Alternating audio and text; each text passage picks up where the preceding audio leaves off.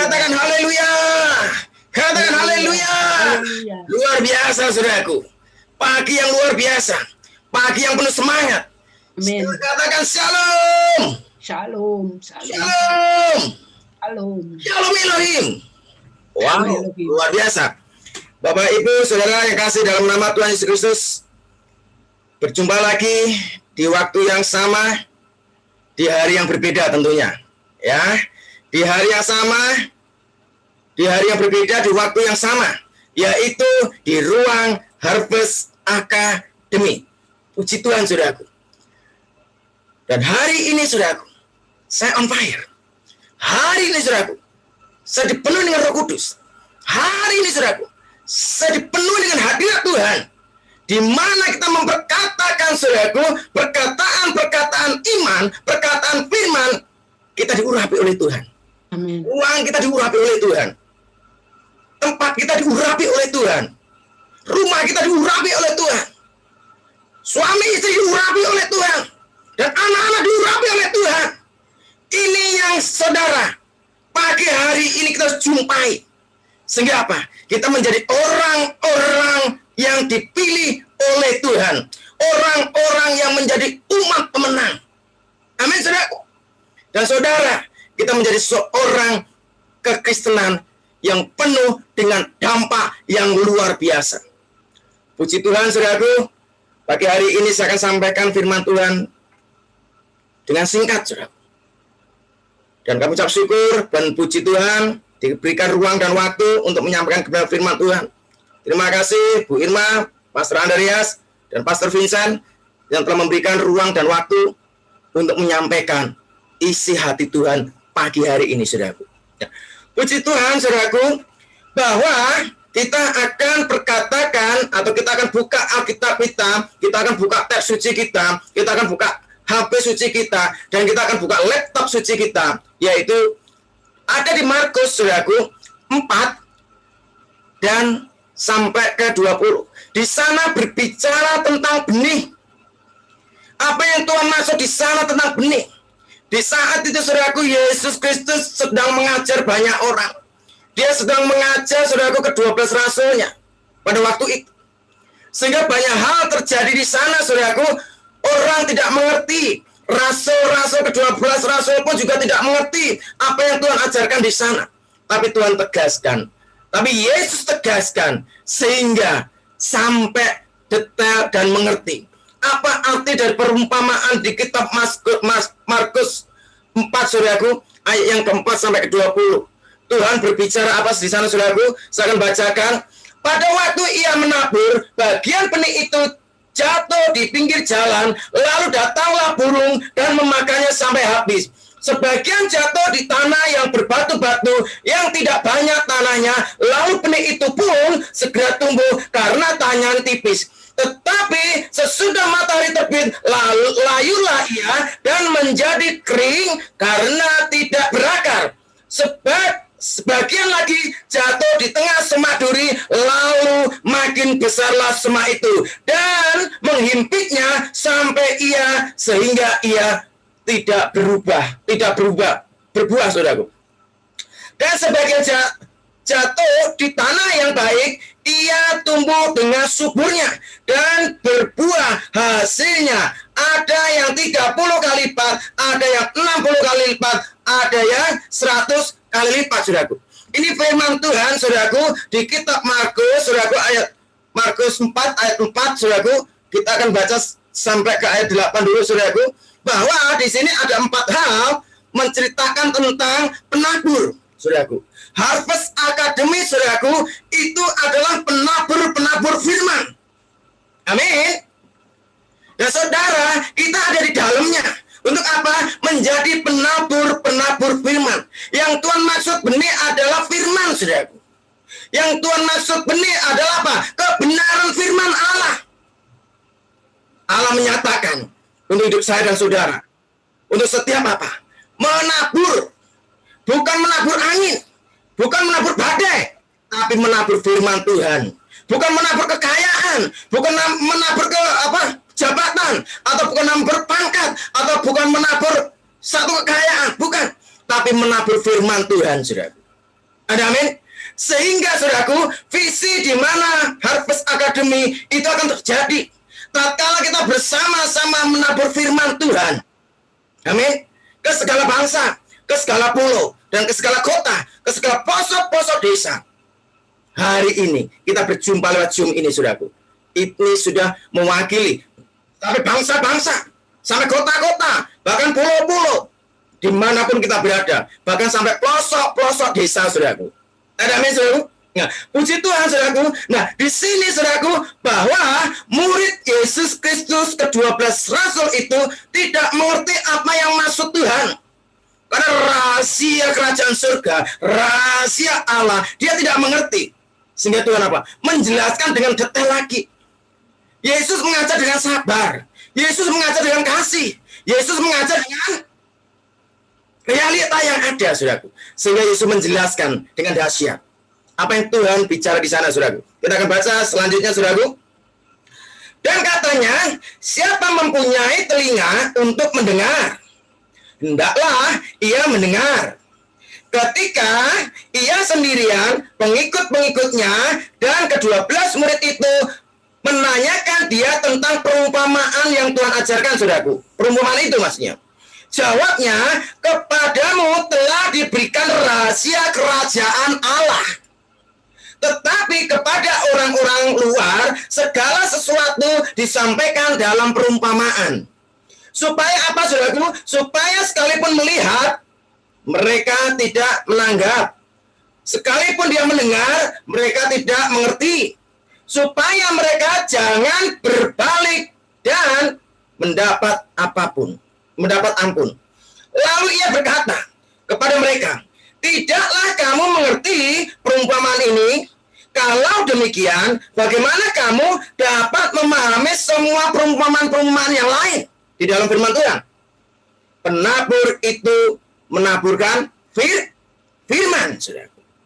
Orang-orang yang di pinggir jalan, tepat firman itu ditaburkan ialah mereka yang mendengarkan firman, lalu datanglah iblis dan mengambil firman itu yang baru ditaburkan di dalam mereka. Demikian juga yang ditaburkan di tanah yang berbatu-batu ialah orang-orang yang mendengar firman itu dan segera menerimanya dengan gembira. Tetapi, saudaraku, mereka tidak berakar dan tahan sebentar saja. Apabila kemudian datang penindasan atau penganiayaan karena firman itu, mereka segera murtad. Dan yang lain ialah ditaburkan di tengah semak berduri. Itulah yang mendengarkan firman itu, lalu kekhawatiran dunia ini dan tipu daya kekayaan dan keinginan-keinginan akan hal yang lain masuklah menghimpit firman itu sehingga tidak berbuah, saudaraku. Ayat terakhir, dan akhirnya yang ditaburkan di tanah yang baik ialah orang mendengar dan menyambut firman itu lalu berbuah. Ada yang 30 kali lipat, ada yang 60 kali lipat, dan ada yang 100 kali lipat, saudaraku.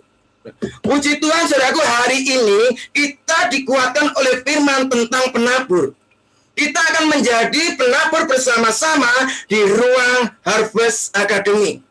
Saudara, kalau kita pahami, saudaraku, Tuhan sudah memberikan satu arti yang sangat mendetail kepada murid-muridnya. Tapi hari-hari ini yang perlu kita pahami, saudaraku, yang harus kita mengerti, yang harus kita lakukan, yang harus kita renungkan. Apa, saudaraku, kira-kira? Lewati firman ini. Firman ini berbicara tentang menabur firman Tuhan. Satu hal, saudaraku, yang harus kita lakukan. Yang pertama, kita menabur benih firman Tuhan di jalan, di pinggir jalan. Sehingga apa? Iblis itu selalu, saudaraku, menggoda. Iblis itu selalu, saudaraku, merampas firman yang ada pada kita di saat kita cuma ditanam di pinggir jalan, saudaraku. Contohnya seperti apa? Orang-orang model kekristenan yang seperti ini, saudaraku. Biasanya, saudaraku, orang model kekristenan yang masih terikat oleh roh perdukunan, yang masih terikat oleh paranormal, yang masih terikat oleh kuasa-kuasa kegelapan, yang masih terikat oleh kuasa rokok, yang masih terikat oleh kuasa peminum-peminum mabuk, masih terikat oleh narkoba, dan masih terikat oleh perjanjian-perjanjian masa lalu, dan masih terikat oleh apa? Agamawi, saudaraku. Sehingga apa? Orang ini mendengar firman Tuhan, itu tidak lama iblisnya datang. Karena yang ada di dalam tubuh seseorang itu, yang ada di dalam jiwanya seorang itu, yang ada di dalam hatinya seseorang itu, banyak dosa yang menghimpit. Banyak dosa yang ada di dalam hidupnya. Banyak dosa yang dilakukan, yang belum bisa melepaskan, saudaraku. Nah, hal seperti ini, saudaraku, apakah kita biarkan orang yang model yang pertama ini, orang yang masih fase yang pertama ini, saudaraku? Karena ini kita tidak bisa memilih. Memilih aja, Pak, firman Tuhan yang angka yang keempat atau media yang keempat, yaitu di tanah yang gembur. Nggak bisa. Kita harus melewati itu, saudara. Kita akan uji diri kita sendiri. Tatkala kita mengenal Kristus pertama kali, kita belum paham seutuhnya. Sama dengan murid-murid Tuhan Yesus, dia belum paham seutuhnya. Sehingga apa, saudaraku? Kita masuk di dalam fase yang pertama tadi, di saat baru pengenalan akan Kristus. Sehingga apa? Iblisnya masih banyak. Kita belum tahu gimana caranya untuk melepaskan kuasa okultisme di dalam tubuh kita. Atau kutuk-kutuk keturunan dari nenek moyang. Kita belum tahu untuk cara memutuskan. Sehingga apa, saudaraku? Kita masih dikuasai oleh kuasa-kuasa dunia. Kuasa-kuasa kegelapan. Kuasa-kuasa iblis, saudaraku. Sehingga apa? Kita tidak bisa bertumbuh. Harvest Academy siap untuk menopang saudara, untuk melepaskan, sehingga fase itu bisa mencapai titik dimensi yang keempat, yaitu apa? Di tanah yang gembur. Saudara, siap kita layani. Harvest Academy siap melayani Bapak Ibu Saudara yang masih keterikatan yang pertama tadi, saudaraku. Terus kita akan kupas yang kedua, saudaraku, bahwa benih di tanah yang berbatu-batu, saudaraku, Tuhan sudah jelas memperkatakan bahwa orang menerima firman Tuhan, saudaraku, dia suka cita menerima firman Tuhan, tapi yang terjadi, saudaraku, gampang mutung, gampang sakit hati, gampang apa lagi, saudaraku?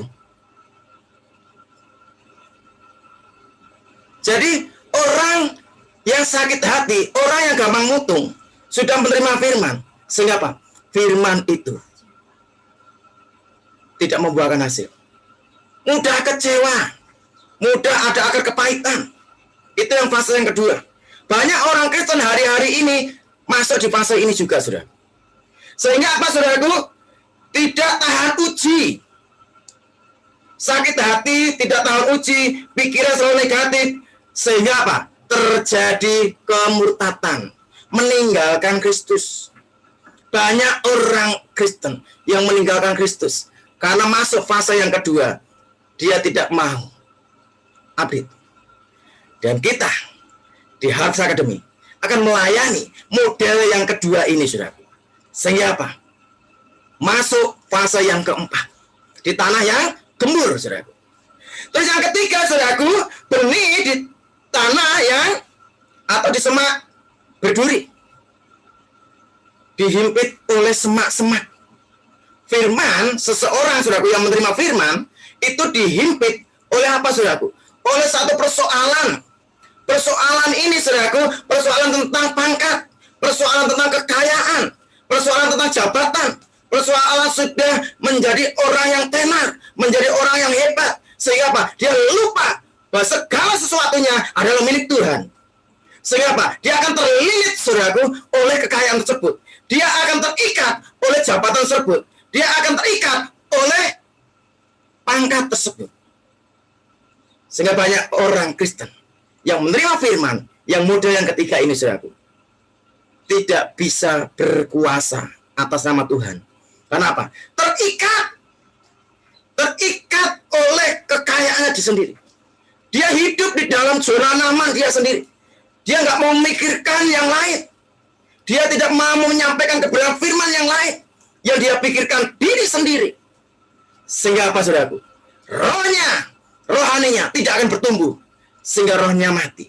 Walaupun dia penuh kelimangan harta, dia tidak akan diselamatkan. Banyak orang Kristen yang selama ini sudah masuk dalam fase yang ketiga ini, tapi Harvest Academy siap untuk menopang, untuk melepaskan, untuk berdoa, sehingga apa? Masuk di tanah yang gembur. Dan amin, saudaraku. Yang keempat, saudaraku, bahwa seorang penabur tadi, saudaraku, menabur di tanah yang gembur, di tanah yang baik. Orang yang menabur di tanah yang baik atau tanah yang gembur, saudaraku, orang yang mendengar firman direnungkan siang dan malam. Sehingga apa, saudaraku? Setelah kita merenungkan firman itu siang dan malam, kita lakukan. Setelah kita lakukan, kita imani, sehingga menghasilkan buah yang sangat dahsyat, buah yang sangat banyak. Ada yang menghasilkan 30%, ada yang menghasilkan 60 kali lipat, ada yang menghasilkan 100 kali lipat, tergantung iman saya dan saudara. Dan di sini, saudaraku, Harvest mendidik banyak jiwa-jiwa yang awalnya masuk fase 1, fase 2, fase 3, tapi hari ini masuk tanah yang gembur. Sehingga apa? Bisa melayani saudara-saudara yang perlu dilayani. Amin, saudaraku. Kenapa? Kita sudah punya bekal. Bahwa apa bekalnya? Firman Tuhan yang membuahkan 30 kali lipat, 60 kali lipat, 100 kali lipat. Sehingga kita punya modal dasar, yaitu apa? Merenungkan firman siang dan malam. Dan kita lakukan, kita imani. Sehingga apa? Kita bisa melayani orang-orang yang terikat di fase yang pertama, benih di pinggir jalan. Di fase yang kedua, benih yang ada di tanah berbatuan. Di fase yang ketiga, di tanah berumput atau di semak berduri, saudara. Sehingga kita apa? Melayani orang-orang yang seperti ini. Kembali. Sehingga apa, saudaraku? Menjangkau jiwa-jiwa itu terjadi. Menyelesaikan amanat agung itu terjadi. Karena banyak rekan-rekan kita yang satu iman, itu juga masih harus kita layani.